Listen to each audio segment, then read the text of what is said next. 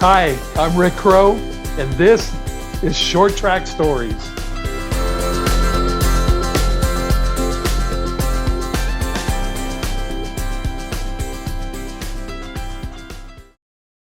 All right, what's up, everybody? Brandon Crow alongside Uncle Rick Crow. This is the intro for Short Track Stories, episode number 6.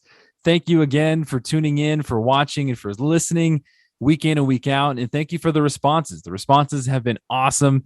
Uncle Rick has been getting a bunch of text messages. We've been seeing this stuff on Facebook, on Instagram, on Twitter, and it's fun to see how much you are all enjoying this as much as we are as well. Right, Uncle Rick? Absolutely. It's been epic. It's been a great response, and our numbers are growing on Facebook, and our numbers are growing on YouTube, and it's awesome. It's a great response. So hopefully you've enjoyed the guests that we've had so far, and tonight is no different. And we heard from Jimmy and Slow last time, and this time we're going to continue with I guess you could say, another royal lineage of the West Coast scene as far as the names go with the Hornadays. So we're going to talk with Ron and Lindy Hornaday, and they were a treat, man. They could not have been any cooler, any nicer. They were coming to us live on their camper from Camp Hornaday in Arizona. And Uncle Rick, without giving too much away, this was not specifically about Ron and his career, but more specifically about his dad, Ron Hornaday Sr., and then, of course, Lindy's father, Wild Bill Foster. Absolutely. You know, when we contacted Ron, pretty much we said, hey, I'm not really interested in hearing what happened when you left, Santa Clarita. Everybody knows that story. Where we want to know the story of Ron Hornaday Sr., your dad, and we want to know the story of Wild Bill Foster, Lindy's dad, who I had the pleasure of meeting. I've never met Ron's dad, but in front of Lindy's dad's muffler shop over in Newhall, church was held and sermon was given on racing on a regular occasion on that bench, and I happened to be blessed to attend that a few times, and so it's I think that their stories are incredible.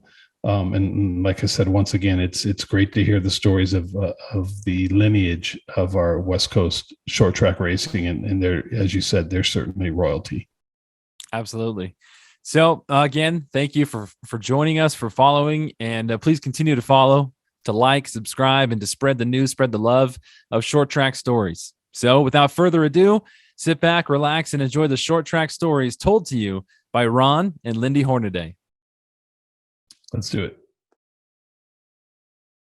All right, everybody. Welcome back to Short Track Stories. Brandon Crow alongside Uncle Rick Crow. Special guests today, Lindy and Ron Hornaday. Thank you so much for joining us. How are you two? We're wonderful. Other than we got a big old spot on the middle of our computer, we got to get out of here. Oh, okay. we can't see you. There you are. Okay. It's a bug, right? We're wonderful. How about you guys? Good. Doing great. Thank you. Where are you guys at? We're actually in Arizona. It's called Wickenburg, Arizona. I've been there. Lindy's dad moved out here a while back, and then he ended up passing a couple of years ago. So we just met a lot of friends that kept coming out here. So he wasn't in Carolina when he passed? No. He had a house out there, and then he decided where the warm weather was and everything, he moved back. I think he was ended up getting about 80 years old when he came back out here. So. That's a tiny little town, Wickenburg. Oh, it's cool. Love this place. So appreciate you guys coming on, and you look great, and it's been a minute, and I have fond memories of the Davenport shop and the Palmdale house and the muffler shop, and I'll tell a couple stories about how hospitable and humble and kind you guys have always been, and how much of I never knew your dad, Ron, but how much of Lindy, how much I see of her dad in her, and how kind and generous she's always been, and that was, I'm sure, passed on. But it's funny. So I think, everybody always assumes that you're Ron Hornaday Jr. and your dad was a racer, so you were a golden spoon like a lot of the kids today. But we know that's not true. And Brandon was asking me, when did you meet Hornaday? And I said, I don't even know if you guys know the first time I met you. So you were living in a mansion off of Sierra and Soledad. You're talking about the big mansion, the 45 by 12. Might have had tires on it still. I love it. And if I remember correctly, it was like right on the street too. Like it was the first one, maybe, or the second one off the street. Second one off the street. Yeah. You said it. It was a mobile home trailer. It still had wheels. It's a trailer. It's our very first house that we bought. What year was that? About 78? No, it was in 1980. 1980. Yeah. We were so proud. Big homeowners we were. So I went on a sheriff ride along with this guy, big, tall, good looking guy. And his last name was Cox, C-O-X. And we're riding along and he says, I got to go in this trailer park and talk to a guy. I'm like, okay. And when you're on a ride along, you don't get out of the car or anything, right? Yeah. And I remember him going up to the door and I'm like, what's he doing? And I remember him talking to you. And he got back in the car and I said, dude, wasn't that Ron Hornaday? And he goes, yeah, he's my brother. And I'm like, but your last name's Cox, And so that was the first time that I actually, he introduced me to you guys and you were living in that palatial estate right there. Right? Yeah. So anyway, we want to tell the stories of people that their stories haven't been told. And, both your guys' dads were racers. They took different paths to get to where they went. But I got to ask, so where did you two meet? Did you meet at the racetrack?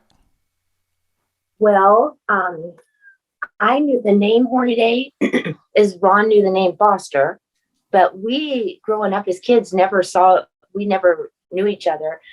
And we were at Saugus Cafe after the races one night, and that's where we first met. And so one of Ron's friends, Bill Hines, says, Lindy Foster, meet Ron Hornaday Jr. And the very first thing that Ron said to me was, wouldn't it be cool if we had a kid? Just think of the racing genes that he would have. And I just looked at him like, what? And that's how it started. We met in August, pregnant in October, married in March, and baby in August. That's how fast it went. And that was like 44 years ago? 43. Something? 43 years ago. Yeah, you killed him. You'd have been out of prison by now, Lindy. Well, the worst thing is our parents did not like each other. Our dads were rivals. So we are a real Hatfields and McCoys story. Right. And I was trying to figure that out. And they raced a couple times together at Riverside and maybe at Ontario when they were both top 5 drivers, back then. Their rivalry must have been more from Saugus, right? Saugus and Ascot. Yeah. Ascot too. It amazes me after we talked to True Cheek at length the other night. And it was very, very cool to see True. I got to race against True, and he had more excuses when he kept running into me, so I had to run back into him. So I really learned a bunch off True, and I really enjoyed what you guys were talking about. Wow. Thank you. This Ascot, we'll get into that. This race on dirt, race on pavement, and 605. You got them all. People don't even know about 605. I didn't even know, and I'm going to ask you about those, Ron, because I didn't know. So let's talk about your dad's first start was at Arizona Fairgrounds, in like 55. But a lot of but when you look back at those tracks, other than like Ontario and Riverside, I knew about those tracks. Uh-huh. You probably never raced on either one, right? Riverside ran there 4 times. You did. So that had to have been towards the end. Right. In Was that with like Greg Skates type cars, the modified type cars? Yeah, well, we got our car from Don Barrington. I used to drive for Wally Pettingill a couple times there, and then Don Barrington had me drive their car there. It was Stock Car Products. It was a turnkey car from Stock Car Products, a badass car. And my dad ended up buying it. With Barrington, we had the race one with 2 to go and broke the rear end. And then when my dad had it, we had the race one with 5 to go and broke the rear end. So really enjoyed Riverside. I mean, the turn 9 was one of them puckering 180 mile an hour. Just hopefully you make it. Yeah, that's after the bridge, right? After the under the pedestrian bridge. And then the dog leg. And then I never got to run on the old track where it used to go straight and then turn. They actually put a dog leg in it. So yeah, you were hauling hay coming down that. Yeah. Yeah. And then in the same year, that year, we decided we're going to go to Ontario. And the following year, when we were going there, they closed it down. It's amazing to me how guys, and I was especially surprised at True, they go from Saugus and they're like, I'm going to go race Ontario, right? Yeah. You're like, wait a second, Yeah. Right? That's like going from, I remember I went from Saugus to Mesa Marin in my modified, and you walked up to me once and said, you're not driving it in far enough. And I was like, what do you mean? Like, where do you drive it into, man? I was like, and I remember some kind of line that went like, go till you see the Holy Ghost, go till you see Jesus, and right when you see God, let up, So I can't imagine going from Saugus to Riverside or Ontario. Yeah. I mean, A lot of hay. people don't know.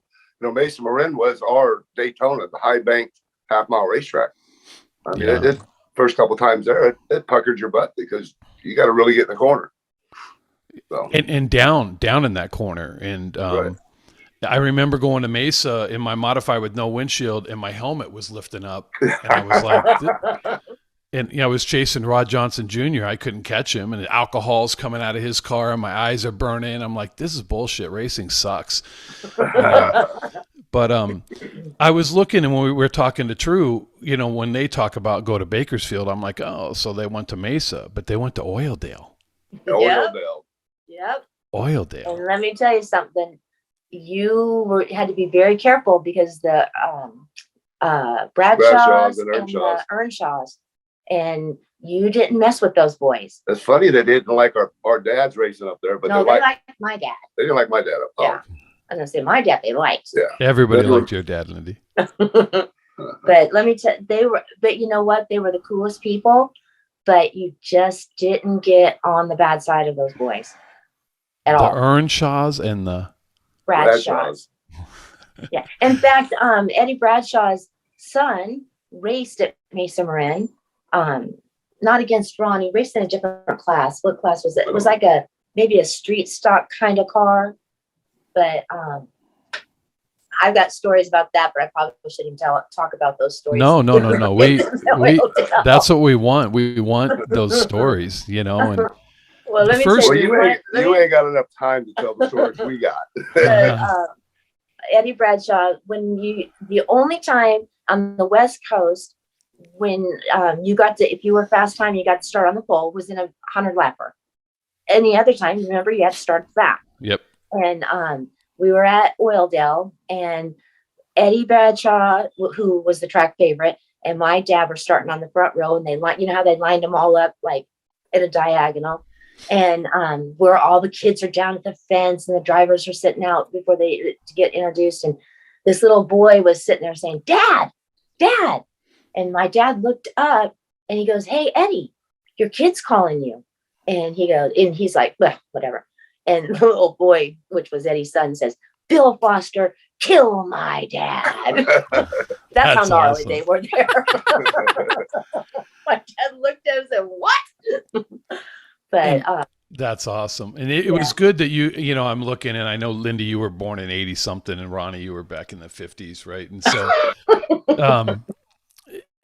is this going to be a slam Ron moment?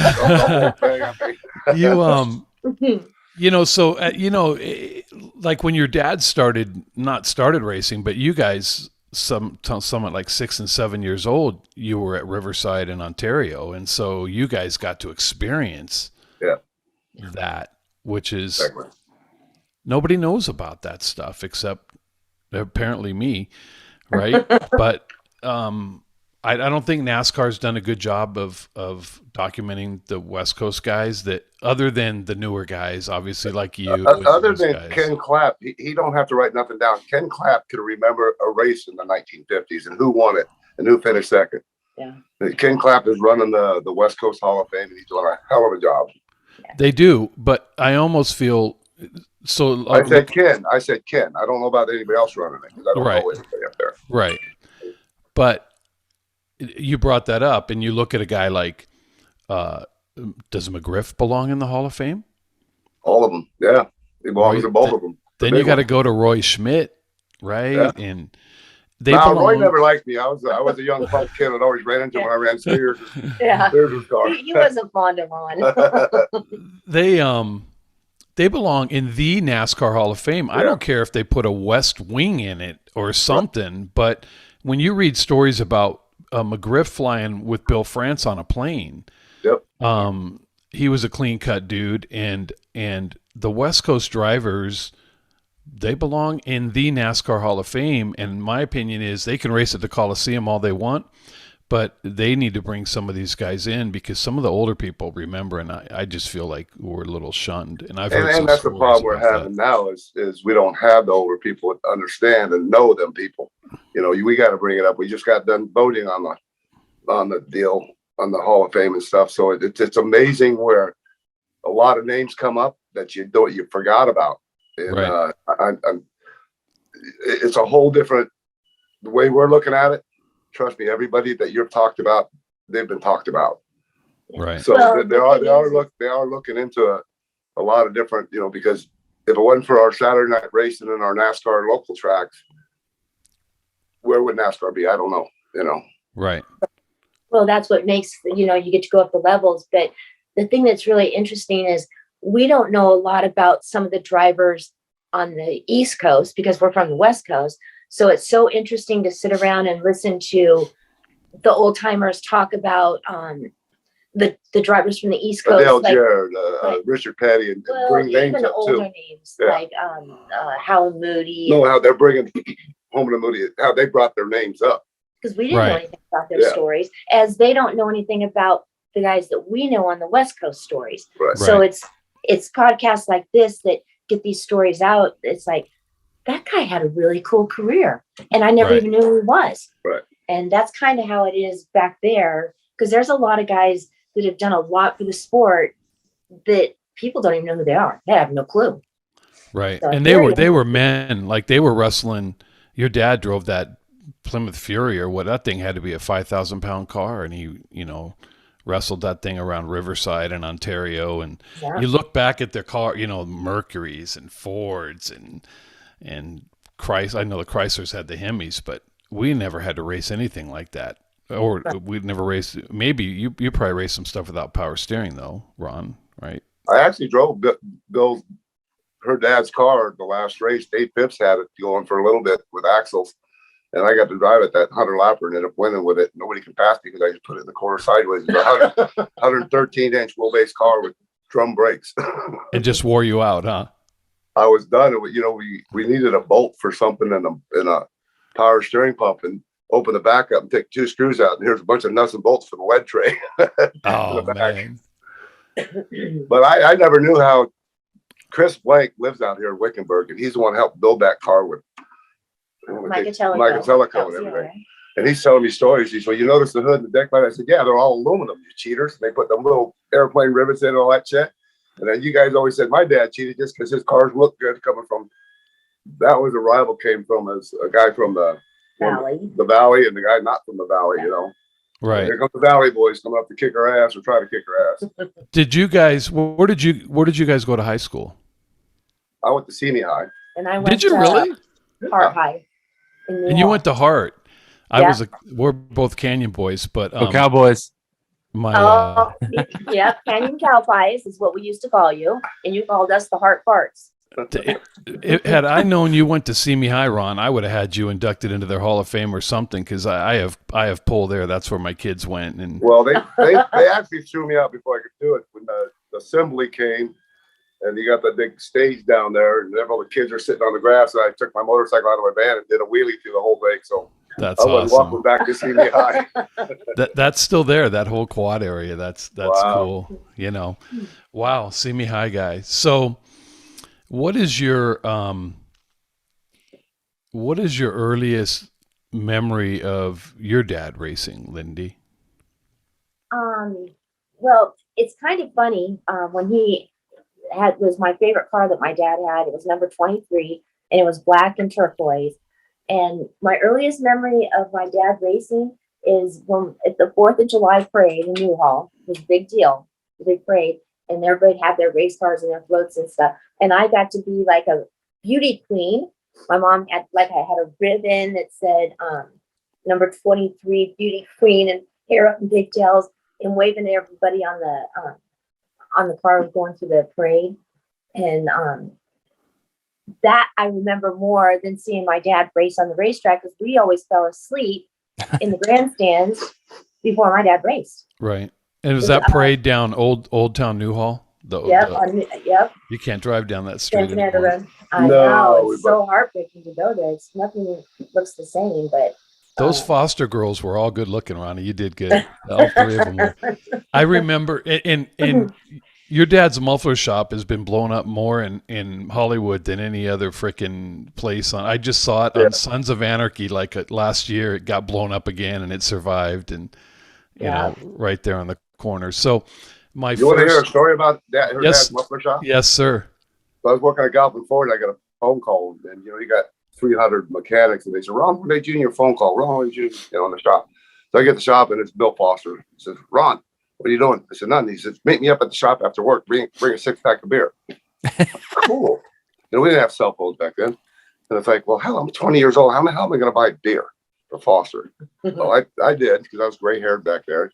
I got up there, and you know the muffler shop, right? Yep. So the front doors got the glass case, and then the chain, for the pit.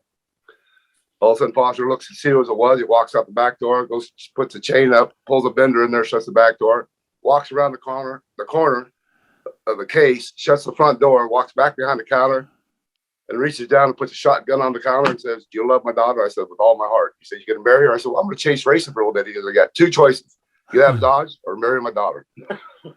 That's because I was pregnant. And that was a real shotgun wedding. And you can't make that up like that. And Bill Foster, I've watched him pull a gun on people and click it, and thank God there wasn't a bullet in it. The Church of Foster's Muffler. I remember. So my mom was partners in a cafe up in Agua Dulce called Sweetwater Cafe. Yeah. And a little video store called Premier Video, and I wanted to go racing, and Bill Lindy, your dad used to come in there every morning for breakfast, and my mom knew who he was and said, my son wants to go racing, and he said, "Well, send him down to the muffler shop. We'll set him up."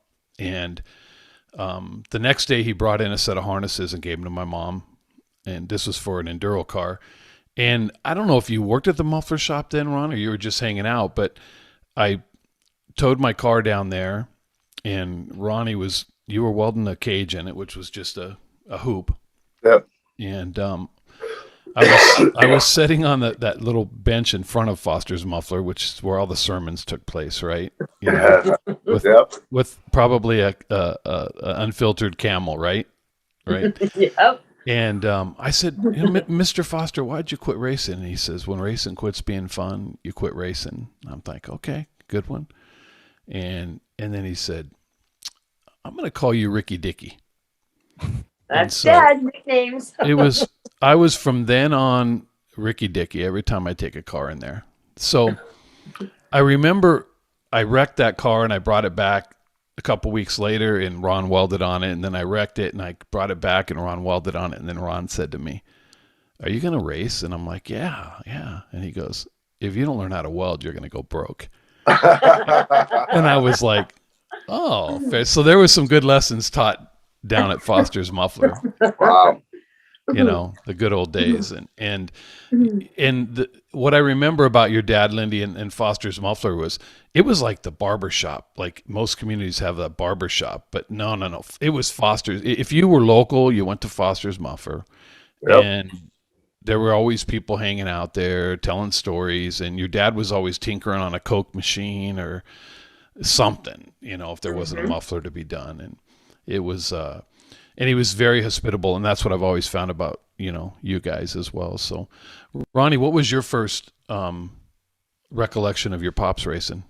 Well, I mean, I remember just going to Slugger Speedway and watching them, but the biggest deal is that running around the trees with everybody, you know, running figure eights and doing all that. And then, all right, main event's coming. You go up there and watch the race and you're done. So it's been back at Saugus, but I mean, the biggest deal I remember was when him and Leon Ruther kind of split up and he got to bring the race car home. And Dad was packing the wheel bearings in the front. It was an old 57 something. I don't know what it was. You know, I think he was getting ready for Riverside. It was a 63 Fairly. Fairlane or something like that. And he's packing the wheel bearings. And I asked if I can help. He said, yeah. And he told me, don't wipe this off. Don't do that. And long story short, we come back from dinner outside back in the garage. And he goes, I told you not to wipe that wheel bearing grease off that spindle. I said, I didn't, Dad. Put it back on there and go to the other side and do that. And we ran to pick up something, I don't know, from the neighbor and come back and did it. And he said, Ronnie, I said, quit wiping it off. Just, you're making more work. Go to the house and all this. He come back in and said, I'm sorry, Ron. He actually got on my case pretty hard. And to find out the dog was licking a wheel bearing grease off the spindle and thought it was me wiping them off. So that's kind of what I remember racing with my dad. And I was, you know, I think I was 6 or 7 years old. And that's when I wanted a motorcycle and they didn't think nothing of it. And basically went on my own. You know, John Christensen helped me with a cage for $5 before I got Foster and everything. And we took it up to Foster's and welded in because Lindy and I were getting married. And just from there on, I went on to race. We had our Antelope Valley Fairground race car. So your relationship with Choo Choo John goes way back then, that far? Well, it was Lindy's best friend. You know, You got to take John as a friend because it's hers. Oh, Lindy John was your best friend? Yeah. Lifelong friend. His whole family's, I've known them since I was, how old was I? Probably 13, 14 years old. Wow. So he's been a lifelong friend. Did you make him make the train noise, Lindy? Who, Ron? Or John? No, John. John. Oh, I've heard John. him do it. Yep. Yeah. One of the... He makes a great train noise. I do. Yellow Nova, I'll never forget this. He just got the interior done. It was Blur. It's right when Blur. You don't think you should be telling everybody that you smoke. Yeah, well, that's whatever. Lindy and so smoked? we were on our way to Madeira, and John was driving, I was in the middle, and somebody was there was 3 of us in the front seat, and we had the windows down because there's no air conditioner, and I was smoking. And I said, John, lean forward. And because I wanted to throw my cigarette out, because that's when you used to be able to do that. Yes. And it was California. So. Yeah. And so I did. I threw it out. And all of a sudden I'm like, John, what's that smell? It smells like something's burning. Oh, you're kidding me. Oh, yeah. He had his brand new jacket. It was one of those down jackets. The cigarette landed on his jacket and then burned his seat. I thought he was going to kill me. Oh, my God. I'll never forget that as long as I live. And you were going to Madeira for a race. We were going up to watch somebody race at Madeira. Oh, the sprint cars, I think, were racing up there or something. We were going up there. Oh, yeah. Or no, we were going to Santa Maria. When I was in high school, Gail Litchfield moved in next door to me. And he hung around with Barnett and Richter and some of those guys. And Christensen stocked drywall for Gail. Yeah. And so I mean, I don't know how old John is. I thought he was, pretty good older than me. He's 1 year older than me. So he's 40 something, right? Yeah, so, 40. I think he's 42. 42. So Litchfield had me start stocking drywall with Christensen. And that was a whole nother education, right? So yeah, so you did all the work and John told you how to do it. Yeah. And Alan Thacker worked there, and Thacker would throw nails at us all day. But anyway, I remember one morning we picked up Hooper Jr. to go stock drywall. And I don't think that guy had a work bone in him anywhere, you know. And he was supposed to meet us in Val Verde. And we were doing a house in Val Verde.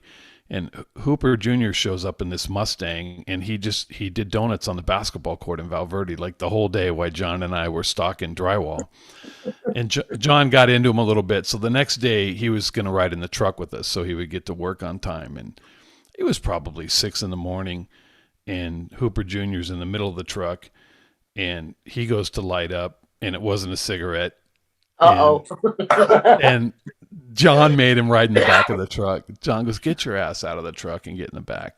And he had to ride all the way to Val Verde in the back of the truck. Right? You know, I remember old Litchfields. I mean, I didn't hang around with Litchfield that much. I just got to know him through Lindy and Foster and everybody. And they went over there getting ready for some race, and he ran out of Bondo, so he was using the drywall mud on the side so he could get it smooth. that's all. He had that piece of crap. I mean, I thought it was cool back then. It was a Dodge kit car number. That's why him and Foster got along so good, because they're Plymouth guys, you know. Plymouth guys. Yeah. Yeah. So he let me drive that at Saugus a couple times when they rented the track. It was like, what, $200 for all day or whatever. And talking about your Riverside story. So I went to Riverside with O'Mara, and Thacker was Tommy O'Mara, another, just a great guy. You know, Great guy. Always a smile on his face. And so we took that Nova to Riverside. I don't know what year it was, maybe 92 or something like that. And the Cup guys were there too. And we didn't make the show, but there was another practice session left. And they're like, "Hey, who wants to drive?" And I was like, "Oh, I'll do it. And you got to know this, Ron, because back then guys like Foster or whatever, they'd be like, "Yeah, let him do it," because they just wanted a big laugh, right? And so Litchfields goes, "Yeah, he's driven my car at Saugus a couple times. Let him do it." And so I'm like, "Oh, bitch, and they're gonna let me do it." So I went out, and I thought I was hauling ass down that back stretch, and because in a race car it's just loud and rattly, and you're not going very fast, but you think you are. And I remember seeing that bridge, and I looked in my mirror, and there was no one around me. By the time I got down in that dip, they had let the Cup cars back out, come out for their practice. And I remember, I'm pretty sure it was Petty. Somebody had 10,000 RPM on the back, that clutch company, and this bright, that was fluorescent Chrysler. And I don't remember who it was.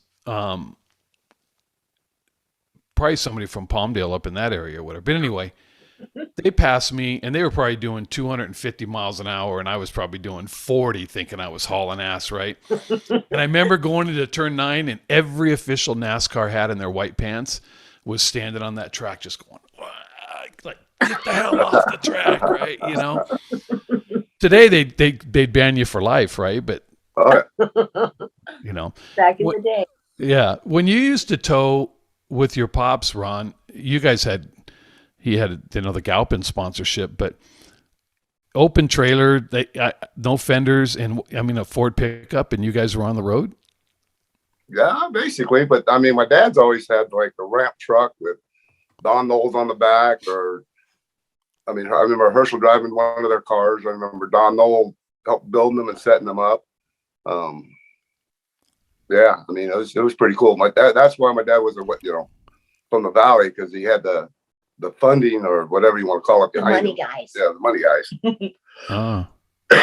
So, those ramp trucks, those were the good old days. They were some gorgeous ramp trucks. Yes. Yeah. Hans Wesky's was a beautiful one. Well, he had the body shop, and so I remember that same race at Riverside. Wesky, he is a good-looking guy. I think he's an Aussie or something with an accent, And with his mustache and his forget racing. That's who you used to work for. Well, I know. I did a lot of wrenching on his cars at night, and he'd rather go look at women than work on his race car sometimes. I was going to say he showed up to the track. They were probably rolling off the line, and Wesky comes driving in with I don't know if he's married or not, but there might have been a couple of good-looking girls around him, and always, and I was like, man, he's not very serious about racing, that guy, so he loved it. So you guys up and down the coast, both of you, and grab that picture right here. Look at that. I got this from my sister. We bought this from Hans Wessie. He was going to get ready for Ontario, right?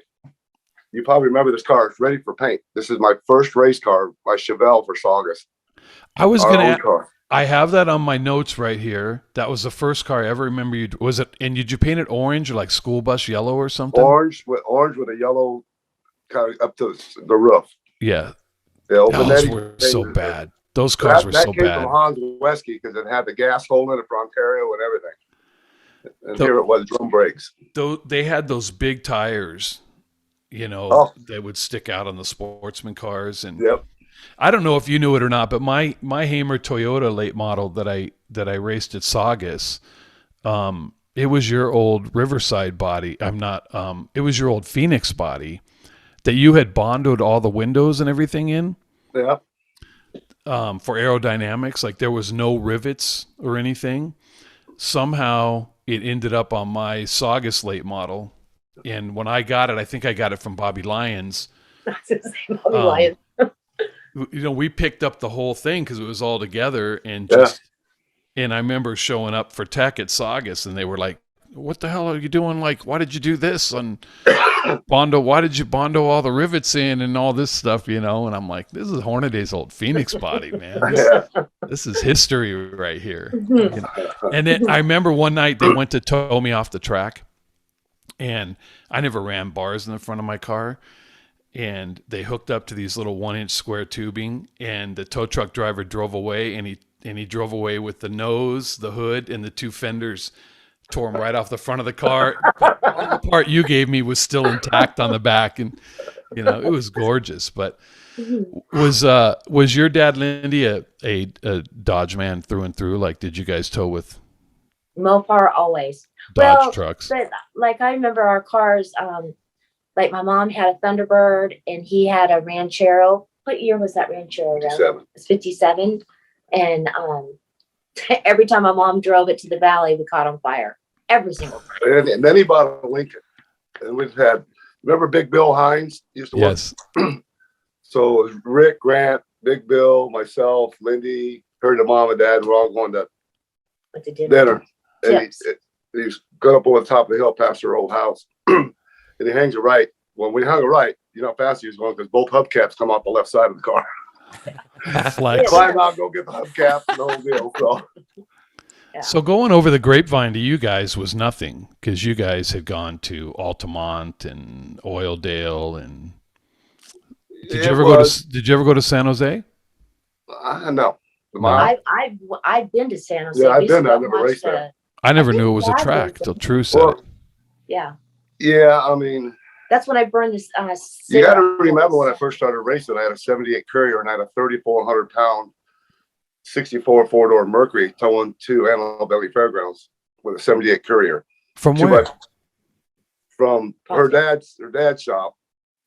It was an hour and 10-minute drive, but Lindy and I wouldn't let the kids or anything ride with me. They had 2x4s on the springs with a toolbox in the back, and I couldn't stop it. You just go up the hill 5 mile an hour and just coast as fast as you can downhill. So you drove from Newhall to Antelope Valley with a Ford Courier? Ford 78 Ford Courier. Oh my God, that beats me, man. I used to tow with a tow dolly. I had a Dodge D50 mini truck, and we lived by kind of by the Mustang drive-in, right in that track right there. Mm-hmm. And I would tow it on the residential street, and then I'd jump out onto Soledad. And for the first 2 or 3 years I raced my hobby stock, I did it on a tow dolly. So I still use it to this day. The first trailer Roger Parr built for Bill Foster, 79. I still have the trailer. Wow. 3 inches off the ground was badass. Yeah. No springs. No springs. That's the way to go. That was the way to go. I'm probably still waiting for my trailer from Kenny Bose. It took so long for him to build that one for me. Bose does beautiful work too, right? Well, yeah, but I mean, don't give him the money up front. Oh, that back in the day. Yeah, allegedly, right? It's funny. Kenny and I talk once or twice a year. It's pretty cool. Yeah, he's a good fabricator and the best. So your dad, Ron, I heard something about like he was into wigs sometime too, or something like he was. You know what? Into what? He wore a wig. He was into wigs. Like he tried to do some Hollywood stuff as a girl. Oh, stunt driving. Yeah. Yeah. Yeah. Do you Right know there, about Oh yeah, yeah. I was Red Line thinking- 7000. yeah, Red Line 7000. Red Line Red 7000? Line 7000. And he was James Caan's girlfriend. Yes. That was in When he Fireball. drove off. Yeah, when he Yes, drove off, Fireball. the donuts and everything was right at that track right behind the Saga Speedway. There was the track behind Saga Speedway? No. No, It was behind outside. you. Saga's behind you. Oh, behind me. Look at the Yeah. picture of you. So he put on a wig and played James Caan's girlfriend, and so they could wreck the car. Yeah. That's freaking awesome. So who would you hear that from? Not too many people know that. Probably Foster on the bench out front, right? Oh, that guy kind of strange for the valley. He puts wigs on, right? Yeah. Hey, Those Valley Hey. boys. hey, and talking about cheating, I'm going to tell you about cheating, Ron. So we came to your house one time in Palmdale, and the front door was open as always, and I think that Lindy fed us some spaghetti. And you were out working on your tour car, and we were going to go to El Cajon for an open comp, a street stock open comp. And we were like, hey, Ron, what do you got? What do you got? And you went up in your attic above your garage, and you gave us a coupler, right? And you didn't really The tell little us. lightweight one. Yes, and you really didn't tell us how to use it or anything, right? And so we're like, all right. And you go, hey, put this in, man. Put this in, tell me how to dead battery, because you're going to have to push the car all day. So we're like, okay. So we go down to El Cajon with this coupler, and we're pushing the car in the pits all day because we didn't know how to use the coupler, right? Yeah. And he won that race. That car was fast as hell. I didn't even know what a coupler was, but I know it came out of your attic, right? With no instructions. So Well, I never used it, so you never used I it. never used it. So. Probably not. I also remember a time when, and this probably wasn't you either, Ron. I mean, it probably was, I don't know, maybe Covan or somebody asked me to go over to the track truck and pick up their wheels and tires. And it was back when my arms would fit through the holes on the wheels and tires. And most guys would roll them through the pit. And I picked one up and I'm like, this is pretty light. And so I just stuck my hand down through two on each side, and I'm carrying them back through the pits, two in each arm, like the Pillsbury Doughboy. And I remember one driver that will remain nameless just screaming at me like, you can't carry my wheels like that, you dumbass. What, me? We're going to get in trouble. I think they were magnesium wheels or something. Well, they're on that car right there. I just showed you that picture. Were they? Yeah. They look like they're aluminum, but they're magnesium. Dude, you screamed at me for They that. were? What's that? You yelled at me for that. I was, Oh, and I yeah, was, you gotta tell like they're heavy, dude. You can't, I was carrying them like this, like lucky you're big, because I was sneaking in the pits with Amara. I wasn't even old enough to be in there. Yeah. And I remember you were pissed that night, but I remember another night when you were really pissed. And I think it was your Palmdale Chiropractic West car. And it was after the race. And I remember a train race car, Ron. Yeah. Was that Crowley and I? And No, that wasn't it. Sauce, Yeah. was it? Yeah. we did that one too. Oh, that's right. That's Yeah. right. Go on. So what? Go How ahead. do you remember all this shit? I mean, Well, we remember some of it. So Ron's got his West car there, and those are templated bodies, really nice cars, and his cars were always beautiful anyway. And they had train racing at Saga Speedway, which were junk cars that chained together, and they race a figure eight. And these guys were loading one on their flatbed or whatever, and it came off, and it rolled across the pits, and it hit Ron's West car. No, like right in the nose. yeah. Oh, Oh my god. Oh my I remember God, it dude. now. It was probably yours. That's why you remember it. Huh? No, I would have ran, man. And it wouldn't have been, I wasn't afraid of you, but hell, if Lindy would have saw it, man, I would have, Oh. right? It was the Ingram Hey, brothers. and you got to go back to Saugus. A lot of people don't know that women weren't allowed in the pits. Oh, really?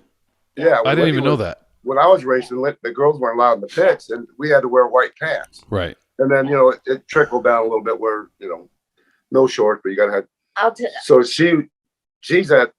Somebody took me out. Her favorite driver. Jim Gilliam. Her favorite driver. No, he was not my favorite driver.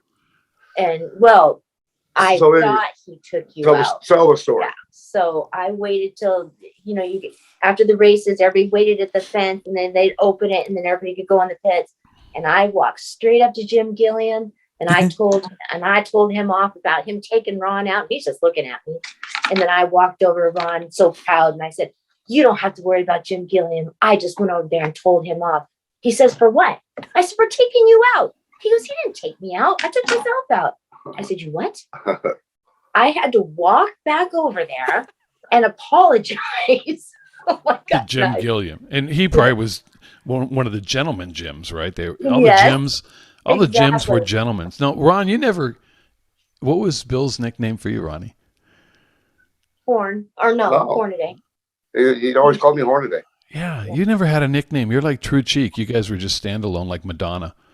Right? You're gonna kick your ass. Start calling us names. No. And I don't remember you spinning out very many times. I remember you weren't shy about the bumper, you and Prosser. And I remember I learned it from Oren. You guys would hit my guy Insolo a lot and push him around, and that's Jimmy in so slow and out harder. In so slow. Okay. I'm not even going to debate the greatness of Jimmy Insolo. Well, but I didn't understand why he stopped getting in the corner, because he'd kill us off the corner. I figured it out after 20 years of racing with him. It's an easy way to block at Saugus, right? You just roll in and wait for the guy to give you the bumper. Boom, he hits you. I remember Sapper I had that Jackson super late model, beautiful car. And I remember Sapper behind me once in a 100-lapper. And I was slower than crap. And he would hit me in the middle of turn 3 and 4 every time. And I kept sliding down on my seat, and then my back was hurting. And I remember looking out the window at the scoreboard almost every lap thinking, 94 more, man, this sucks. I'm going to try to wave him by, So those are great stories. And so some of the tracks that I was looking, like Oildale instead of Mesa and Santa Maria. Tucson wasn't our Tucson. It was a fairgrounds, right? Did you? Yeah. Well, it was dirt. It was dirt and asphalt both times. Yeah, you raced the last dirt race. He's talking about our dads, but they didn't race at Tucson. I mean, you got to remember the bull ring in Vegas. They didn't. They do Craig Road on the other side. Right? Yeah. That was always a dust bowl. The 330s. I just remember. Yeah. It's weird because now you know who the shoe is because you can go on the internet. But back then, you really didn't know who.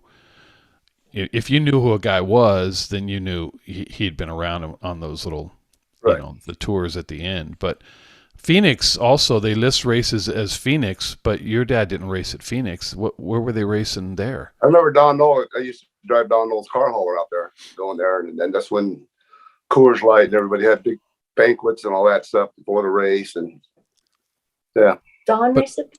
Yeah. Did he?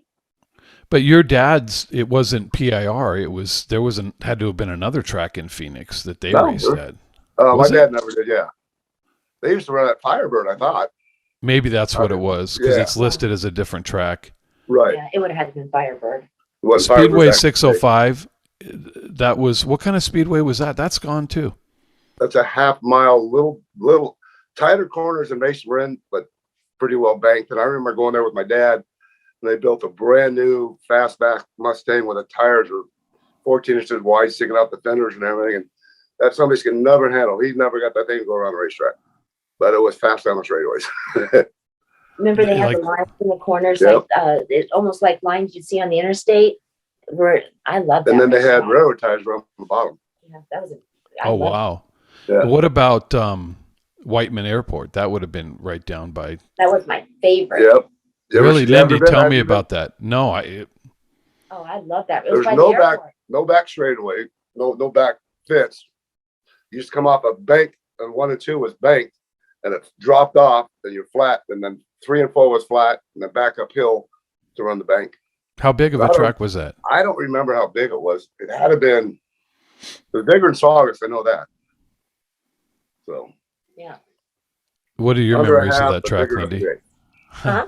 What are your memories of that track?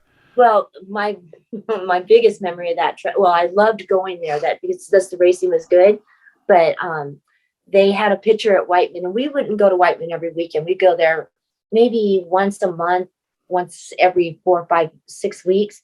And they had a picture of my dad, and it used to be like where they would take black and white pictures and add a little bit of color, like little color to them.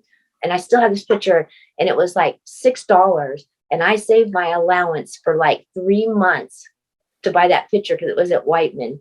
And I finally got my money and I saved it up and I went and bought that picture. And that was always my favorite track because they had the best picture in the world of my dad. Do you still have that picture? I still have that picture. Mm-hmm. I knew you were going to say you had that picture. Oh yeah. Because I'm like the souvenir hoarder. Oh yeah. Like come on, Lindy. We have all the stuff that everything. So we could have, ever did. when we first got married, we couldn't afford anything. He started collecting these tin cans, right? We still have every one of them tin cans. I remember the shop on Davenport and Sierra. I think that's where you started Victory Circle, right? But I was already there with Thorne and the Spa City, so we were in that same building, and I remember it was like Lindy had like a Hornaday museum in the front of that place. Yep. And, everything she painted or something. She still has her first tennis shoes painted. When she painted the tennis shoes with Palmdale chiropractor on them.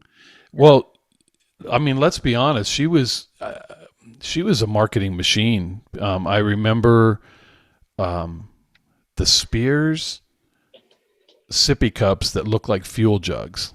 Yep. Yep. They were brilliant. That was, I remember Lindy always had, you were selling t-shirts and it was always cutting edge cool stuff like those sippy cups were badass. Now I wish people would listen to you because she belongs in the NASCAR Hall of Fame, not me. I just got to drive and she pushed me that hard. No. I would say that's probably true, right? But I will say this, I tell people this all the time.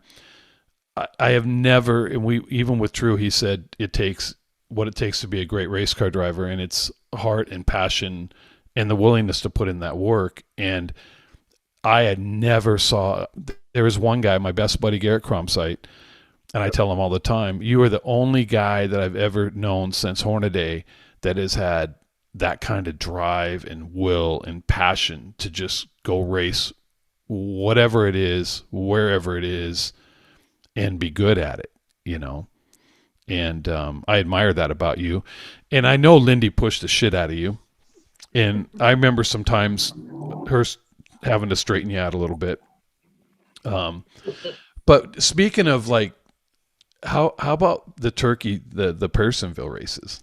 Ooh. Oh boy. I think I still got burns on my hand from the fireplace, fire pit at night. Oh, They were great. I mean, we used to take the kids up there. Gosh, I can't even remember. We go up there just for Thanksgiving, and I mean, you race for 3 or 4 days up there, and all you win is a turkey, no money. But it's a way to get out with the family because Lindy and the girls would go shopping, Christmas shopping, and we'd have the kids. Oh, I was going to say, there's nowhere to shop up there. She must have stayed home. No. That was our weekend for all the girls. All the girls and the guys had to take the kids up there. So we take motorcycles and all that, let the kids ride. I remember Richard Ward's van we took up there.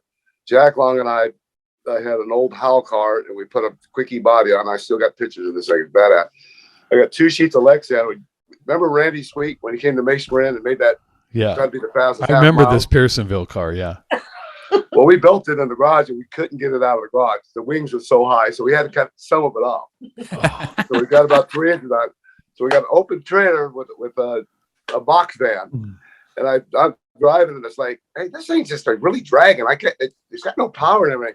Well, we're going through Mojave Desert. The wind's blowing so hard. The race car trailer tires are smoking because of the wind's pushing all the wings on the side of the car. I wouldn't want to drive that up the 14. Were you using your Courier? No, I was using Richard Ward's box van. Oh my God. I remember the wings on that car. It looked like one of the figure 8 cars that they race today, right? I drove it straight in the corner. It went straight. So we cut a little wing off.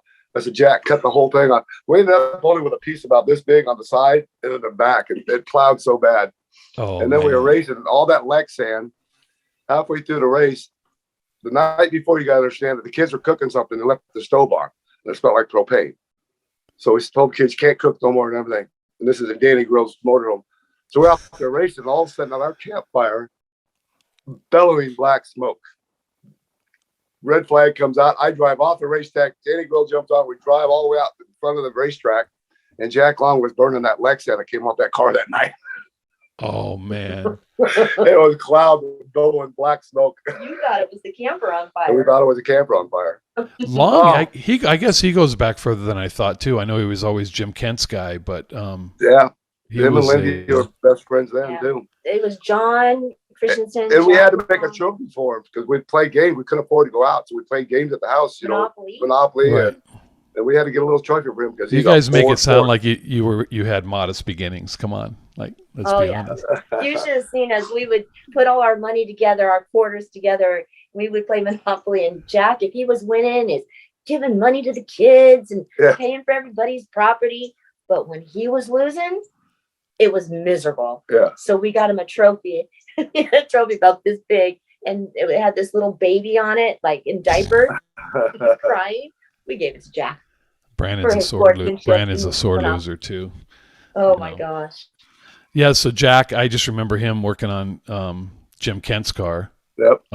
all the time. And Jim Kent was the best welder of all time that welded with his eyes closed. If he ever opened his eyes, he would have been twice the welder that he was, right? Yeah. So I remember another story about you, Ron. You showed up to Indian Dunes with some wacky ass car. We were remember fun time racing at Indian Dunes Sunday afternoons on that dirt track. God, how do you remember this crap? King Bose was there. Bose was there. And Omara took. So I drove my car out there 3 times on the top of the wash, the road. You know the wash that goes through Santa Clarita. I drove on top of the dike to that track 3 times in my Pontiac Le Mans. But you showed up in a Maverick. Oh, Richard Ward's. Ow, all of Richard's cars he had in his backyard. A Maverick. Yeah. Tell us about that car. Yeah, I don't. That was all Richard stuff. He had a LTD and a Maverick, and he's been racing out there 2 or 3 times. And he asked me if I go out there and drive it one time. You wheeled that car around that track. I don't even remember. I Oh. thought it always broke. No. You because I won a couple of races out there in a Pontiac Le Mans, and it still had electric windows. I bought it for $125, and the electric seats still worked and everything. I thought you only had to take the headlights, tail lights, so you could run it just the way that. Right? Yeah, you just one little muffler tube, Yeah. around the back. And remember that track had a big drainage ditch in the middle of 1 and 2, the big 2x2, and they just put a cone on it. I don't even remember. I can't hardly even remember that place. And no wall on the back. Yeah. And so I remember I rolled my Le Mans off the back, landed on my roof, and there were 2 other cars down there. And the same guy that did the tow truck at Saugus was the tow truck driver there, Jim or whatever. That he just had that old, it looked like Maynard off cars. Yep. And Right, that was correct. I said, what are we gonna do? And he goes, leave it here. Right? It's always the 3rd car down there. They probably buried it, after that. But I remember you smoked us in that Maverick. Smoked us, and we were like, what? It was kind of like when, who was it that used to show up in that Javelin all the time? The AMC Jam, the number 16, the red, white, and blue. Yes. Donnie Allison drove it. What are you talking about, Saugus? No, Indian Dunes. No. But he showed up to Mesa too in that, whoever had that. I thought it was Lynn Lindsay at first and somebody else, but Right. those cars, it was just a weird car to see you show up in a Maverick. Yeah. That wasn't my choice. I drove it for Richard. I thought it was now you're just trying to deny it. And I remember another guy showed up out there with a front wheel drive car, and it was really fast. I don't know why the front wheel drive car was so much better, but Turn it go. who knows? So Brandon has a question for you because he's trying to make it big, and I told him that you guys had the secret to making it big. Yeah. trying to take that next step in my career as far as broadcasting goes. And so I think with the history that we've made here, since we're friends now, I can come out to your place and stay on this couch. And I feel like if I stay on your couch, then I'll be able to get picked up by a big network. So what's up with your guys' couch? It's probably in their motorhome. It's pretty close. No, we still have it. We just have one piece of that couch left. We have the shorter piece of the couch. Yeah, it's in my. Slept on. I hate to say it's in my shed, but I turned my shed into / trophy room so the kids can change and go swimming. I've seen it. It's a nice. It's. I put pictures of it out. That's like I lived in a trailer and I have a shed. Like, come on, Ron. Well, I mean, you're a redneck because when your deck is bigger than your house on your back porch. That's true. So, but my shop is badass down below. He thinks I told him if you slept on Hornaday's couch, you'll make it big right away. You could. So what's the history with the couch? Well, when Kevin and Jimmy showed up, they always, wanted to rent a house. I said, just stay here, save your money, 6-8 months, and I'll give you a down payment on a house so you don't waste it. And they had a bed upstairs, but Ron induced them with alcohol, and they couldn't make it upstairs, so they had to sleep on the couch. So it kind of just became a joke at first, and then they both made it so well, and they slept on my couch. And then everybody wanted to sleep on the couch. So maybe we should christen the Hall of Fame with the couch first, and then call They've talked about bringing the it West back. Coast wing of the Hall of Fame. The only one that didn't work for is Blake Feast. Yeah. And Blake says, Blake Feast, he's a good friend of ours. He used to go for Mr. Hendricks and all that. Real good friends with Ricky Hendrick and all that. And he said, I hate your couch. He said, it ain't make me damn famous. But Bob Chastain stayed on it for 2 or 3 nights just for a joke. And look at him.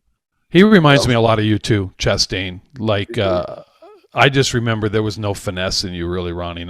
It was just, and at Saugus, we all had to start in the back if you were fast, unless you sandbagged. Well, that's how I learned how to pass. Yeah. It was pedal to the metal, going to the front, and here I come. And we had 40 laps, 20 cars, 25 cars start. Yeah. Yeah. Chastain's another guy that blast to the front. He's one. I got another kid I'm helping out, Landon Lewis, and we put him in that 1%er like him because he didn't have to bring a bunch of money there. He drove. I'm not going to say shit boxes, but he drove cars with shouldn't be running the top 20, but kept them clean, running the top 15 with them, and that's kind of what it made his name. And that's what I'm kind of going with Landon. He's driving legends every time he can. We put him in anything. Went to that coin race and he won that mile. Ty Gibbs second, Ken Schrader third at 15 years old. So we're coming to Kern County, 2 weeks, 3 weeks. We'll be there with him. Oh, KCRP? Whatever it's called. This kid, Landon, I tell Ron all the time, I said, it is you all over again. You got to watch his restart. So talented. So he's been qualifying, and when he comes for the green flag, he goes real high and comes down. I'm like, where'd you learn that from? So I always said that in go-karts. I said, dude, that's all I've ever done when I qualified. So I just go real high and then make a longer straightaway. Right. And watching his restarts and helping him a little bit and drag brakes and stuff. He's just so unbelievable. Drag brakes. Did you ever race figure 8? I a couple times. I did it at Ascot. Was real that blind Ascot deal. I done that on open comp, and I think I did it. I didn't jump in John's car. I jumped in somebody's car at Saugus one time. You did a figure 8 train race in Colorado. Yeah, we did a figure 8 train race in Colorado. Christensen was good at the figure 8, but he always had shit box cars too, right? If you ever had a good car. He bought that motor for $25 from Jack Long, and it was that open comp, and he ended up winning it. And I remember because Lindy was over there graduating him, and they wanted to pull the valve cover off, pull the head off. Time they got the valve cover off, you could not see the rocker arms, all the sludges at that. And that's how good John was. I don't know if it was his weight. He wasn't that big back then, but his weight left to right or whatever he's got in that Camaro, but he was fast. He never stopped in the X. He always went to the X no matter what. So I think you taught me something. You're going to deny it like everything else, but like the coupler story. And the wheels weren't you, right? I think it was you that taught me to put my left hand out the window at Saugus. Oh no, you gotta steer with your knee. Have a cigarette in your hand and adjust your mirror. And get off So gas. I Get your didn't. cigarette out. So I never smoked, but so I took what you said, and I used to put my left hand out the window like I was getting air, and have my knee on the wheel, like you said, and reach up to adjust the mirror, and then just hammer the freaking gas. And everybody, I had guys come up, dude, you had one hand out the window and your other hand was up here, and then if you really wanted to be a jerk, you'd wave them off like there was one more to go, right? Yeah. Right. And then bam, I'm out of here, you know. But there was one other guy. Did Lance? I remember you and Lance turning wrenches at your place right by Foster's, and Yep. I thought he was an outstanding shoe. He just didn't sleep on your couch or what? Well, we had Victory Circle. We gave him that car for almost nothing. And Yeah, but we went back. and he ended up selling the thing to his boss. He used to work for the movie guy. Oh yeah, Claridge. Claridge, Ray yeah. Claridge, yeah. That was That's like, Woodside's guy. How come you took my name off the car? I mean, I gave you the car basically at cost.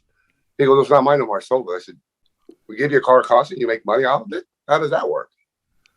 So Yeah, that was kind of ending with Ray, Lance, but Lance has got a place, a big West- auto repair store, and Where it is. In No. West Virginia. It's somewhere. So he has a website, but yeah. he never really. He got a couple starts here and there, and you know what's cool about KCRP, Ron, What's is that? I won like 4 championships at Kern County, and now I tell my kids like I won 4 championships at Kern County, and they think it was KCRP. Right?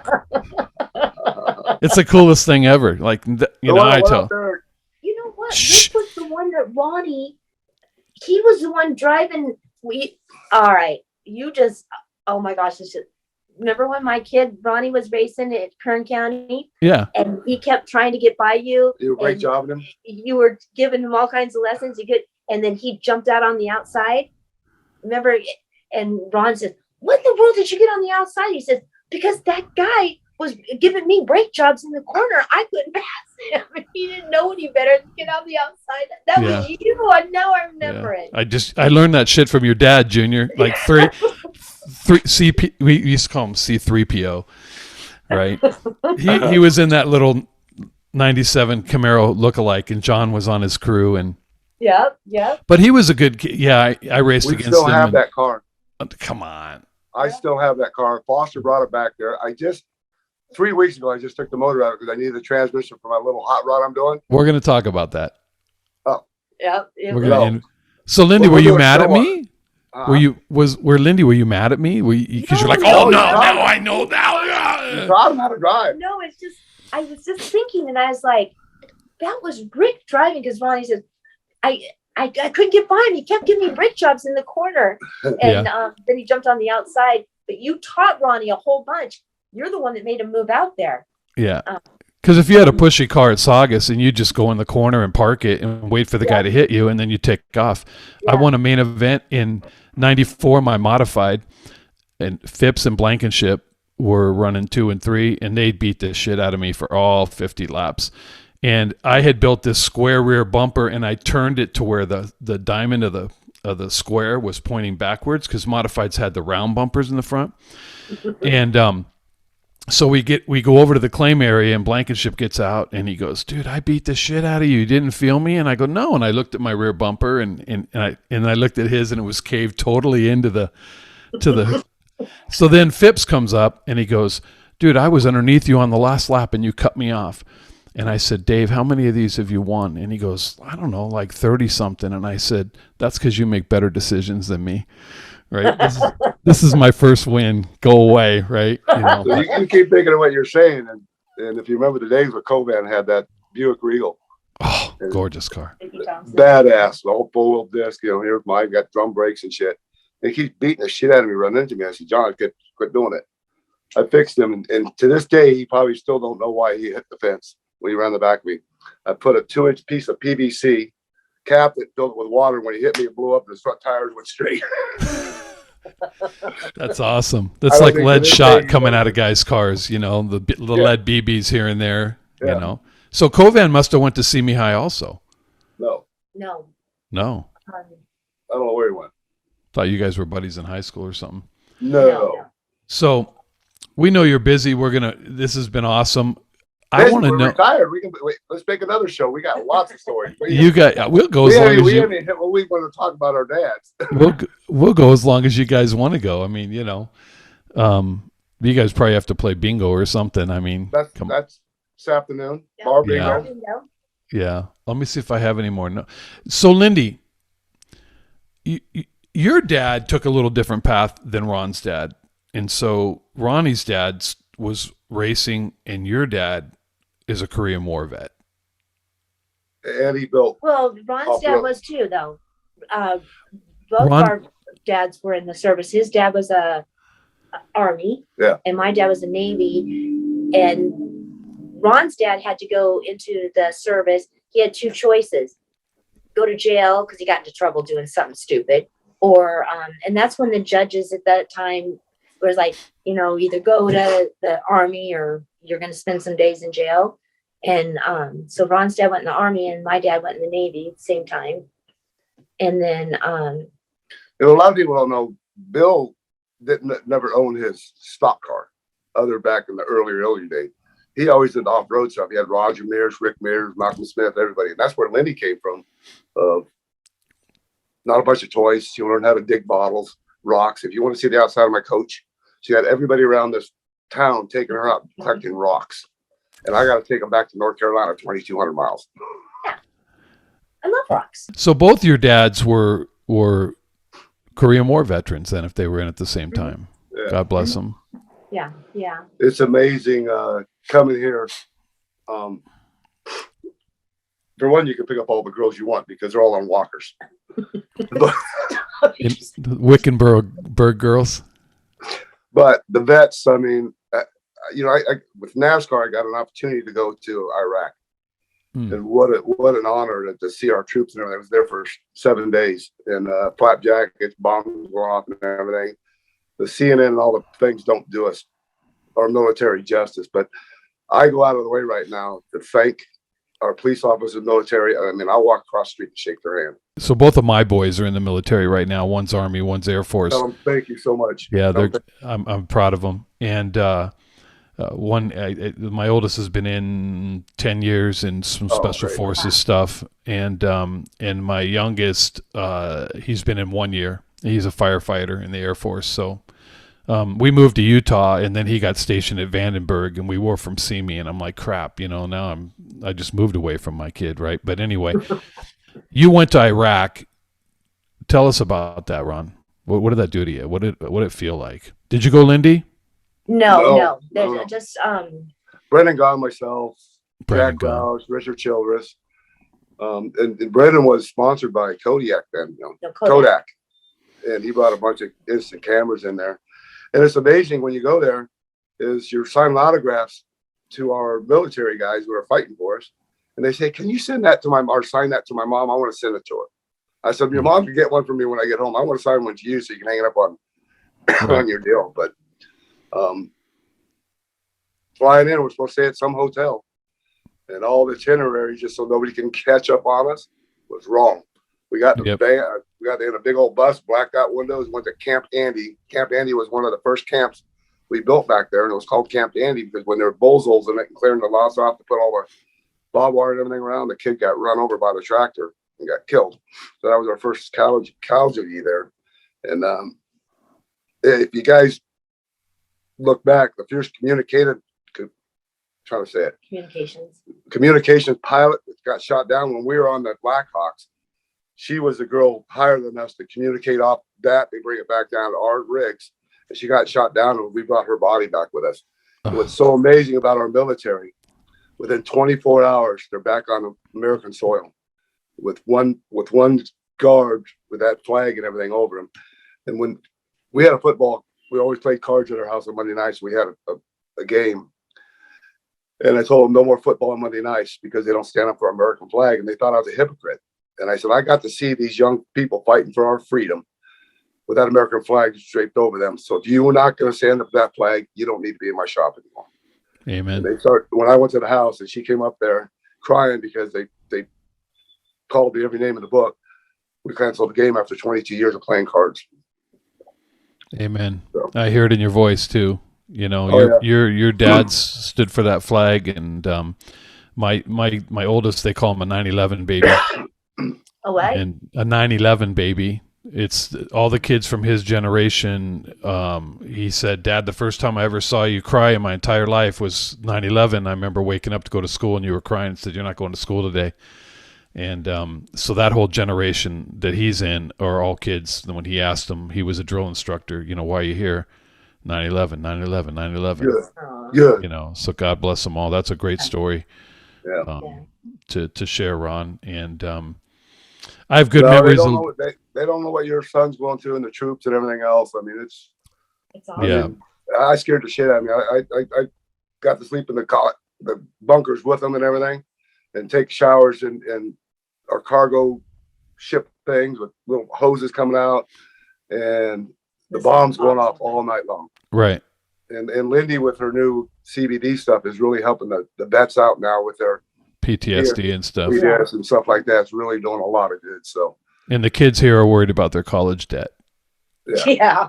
You know, my son, the interesting thing about my oldest is he was in college and quit college to go to the Army. And California is the only state that taxes our military with their home states. And so I was paying his way through boot camp because his college loans came due and he wasn't making enough money in boot camp to pay his college loans. So I paid his way in the Army for his first 2 years. I was paying all of his debt, his college debt. And then you see these kids that throw a football through a hole at the Dr. Pepper Challenge and they get $200,000, right?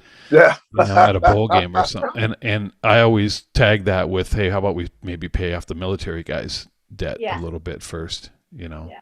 God bless them. And but if you've ever seen, like you have, Ron, a flag over a casket, you have a whole different outlook on that. I mean, it's just so amazing on that big old B-52. And matter of fact, we brought 2 bodies home that day. And we do all the saluting and put the caskets on there, and the guy stands with her the whole time, you know, that body. And then all of a sudden the plane's ready to take off, and it just shuts down. We open the back big old gate, come down and loaded one more body up. So and took it to Dover, you know. Dover. And it's just amazing what our military does, you know. And NASCAR is the best sport in the world for that. Yes. For what they do for the military. And Yep. Ron and Lindy, it's good to see you guys again. I'm going to be going to all Todd's races to get to 800 starts. So we have Darlington coming up and some stuff. Oh, I'm going cool. to be at all of them. Are you really? Are you fibbing? No, he No, really I'm is doing the podcast on him. Yeah, Oh, okay. I'm gonna be at all of those, and so maybe I'll run into you guys somewhere. Oh, you're going to be at Darlington? I'm gonna be at Darlington. Ron's I'm going gonna to be- drive the pace car. I'm going to race in it. I'm going to be the first one to the green flag. Awesome. track. If you're driving the pace car, I'm gonna jump in. So Bye. Thank you guys. Thank you guys so man. much. Thank you for all right, having us. appreciate Nice it. to All meet right, you, Brandon. Likewise. All right, Take bye-bye. care. bye bye. Bye.